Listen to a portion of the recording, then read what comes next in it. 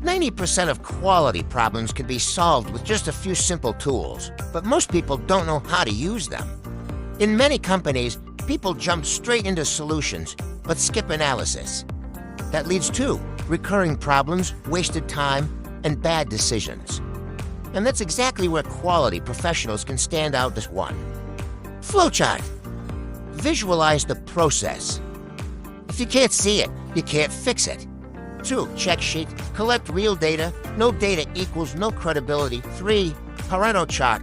Focus on what matters most. 80% of problems come from 20% of causes. 4. Cause and effect diagram. Find root causes, not symptoms. 5. Histogram. Understand variation. Is your process stable? 6. Scatter plot. Find relationships between variables. 7. Control chart. Monitor performance over time. This is how you prevent problems. The PDCA cycle is how you apply all of this. Plan. Define the problem. Do. Test a solution. Check. Analyze results. Act. Standardize or adjust. Simple truth. Without PDCA, tools are just tools. With PDCA, you create continuous improvement.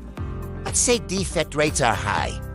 You map the process, collect data, identify the main issue on a Pareto, find the root cause, and apply PDCA. Most professionals know these tools, but few know how to use them to drive results. And in the US market, results equals visibility, and visibility equals growth. If you want to stand out in quality, engineering, or operations, stop reacting. Start analyzing. Subscribe for practical, real-world strategies that actually move your career forward.